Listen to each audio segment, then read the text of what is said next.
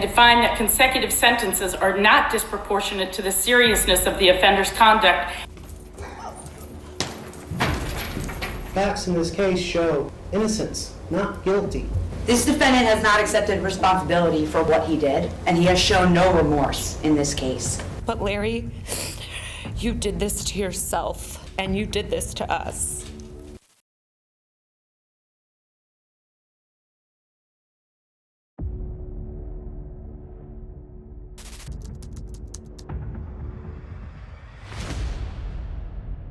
Welcome to Franklin County Courthouse, where Terry McFadden has been charged with 2 counts of rape.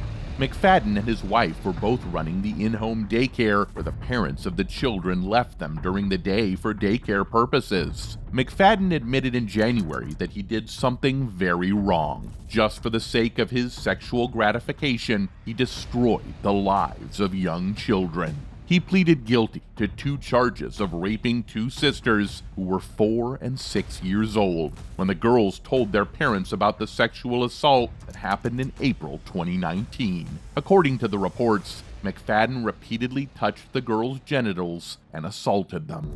Furthermore, the parents filed a lawsuit against McFadden, claiming that the sexual assault actions started when McFadden became more involved in running the daycare around the middle of 2017. The parents talked a lot about how their daughters were hurt before the judge decided what should happen to Terry McFadden. Finally, after considering all the pieces of evidence and statements, McFadden was sentenced to 22 years in prison. 1, I'm sending you to prison for 11 years. On count 4, I'm sending you to prison for 11 years. They will be consecutive to each other for a total of 22 years.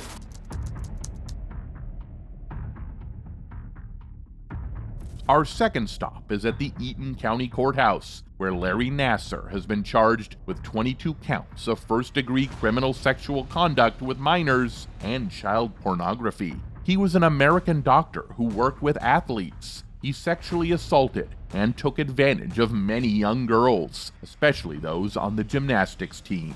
In 2016, Nassar was accused of assaulting at least 265 young women and girls. He pretended to give them medical treatment, but he was doing bad things to them. Some of these girls were on the Olympic and national gymnastics teams. In February 2017, 3 former gymnasts talked on TV about how Nassar had sexually abused them. Because that would make it easier for him to work on me.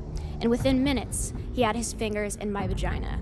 The FBI then immediately asked, "Did he insert his fingers into your rectum?" I said no, he never did. They asked if he used gloves. I said no, he never did. They asked if this treatment ever helped me.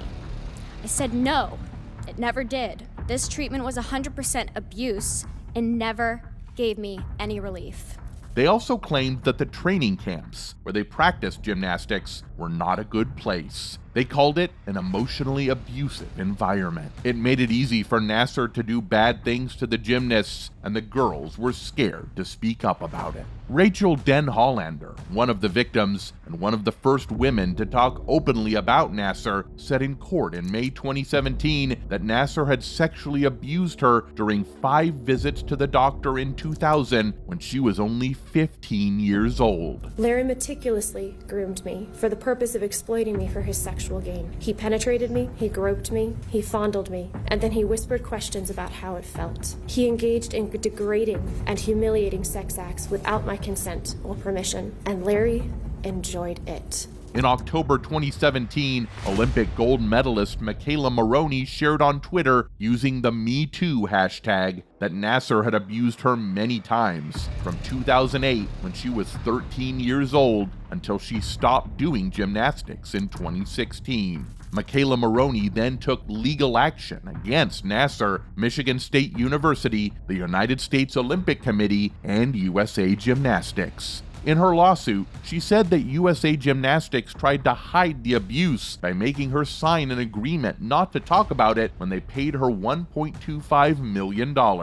Maroney's lawyer, John Manley, called Nassar a pedophile doctor. Nassar was given a 60-year prison sentence on December 7, 2017. It was because he admitted to having inappropriate pictures of children and trying to hide evidence. Then, on January 24th, 2018, he got an additional 40 to 175 years in prison in Michigan for admitting to 7 counts of hurting others. On February 5th, 2018, Judge Janice Cunningham in Eaton County decided that Nassar would be in prison for at least 40 years to 125 years. Nassar apologized for all the bad things he did, and he mentioned that the pain he felt from what his victims said was much less compared to the pain he caused them. But Larry, you did this to yourself, and you did this to us.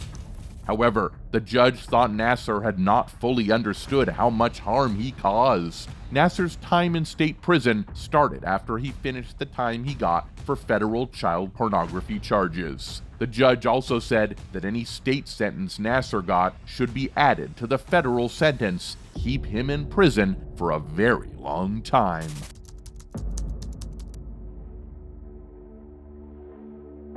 We're at the Bexar County Courthouse, where Christopher Branham stands after sexually assaulting a 7-year-old child. The child and his family were at the theater for a movie. He informed his mother about the assault after he returned from the restroom. Branham's attorney, Robert Gebbia, mentioned that his client struggled with controlling his impulses. He requested the judge to consider probation as the sentence for Branham. On the other hand, Branham pleaded no contest to charges of sexual assault, which suggested a minimum prison term of 35 years. Furthermore, Branham had to register himself as a sex offender for the rest of his life.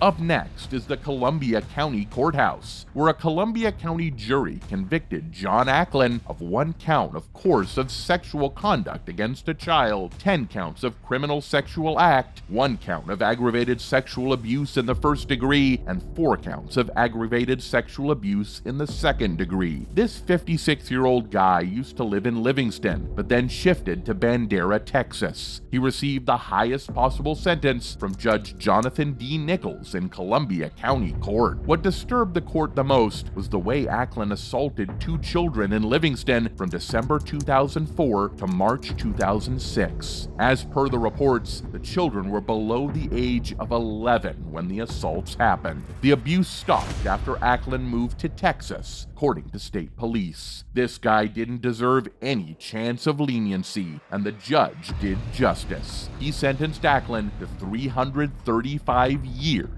in state prison.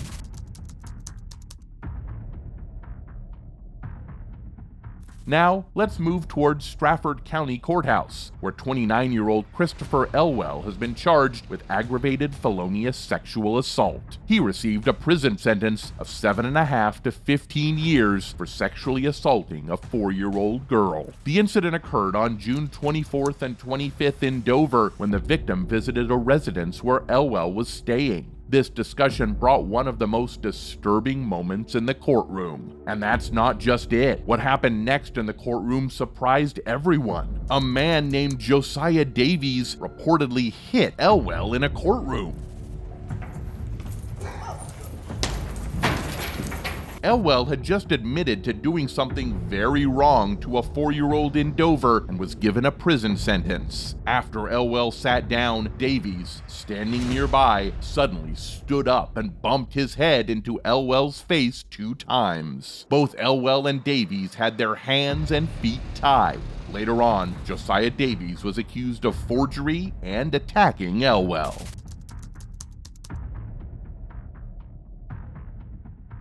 Our last stop is at the Broward County Courthouse, where Francisco Javier de Aragon was declared guilty on May 18th for all of the charges against him, including 1 count of sexual battery on a child, 3 counts of lewd and lascivious molestation, and 1 count of battery. These incidents happened during a swimming class at the Deerfield Beach Aquatic Center 2015. All 3 kids who were affected spoke up in court. One of them clearly told everyone that the lifeguard touched their private part.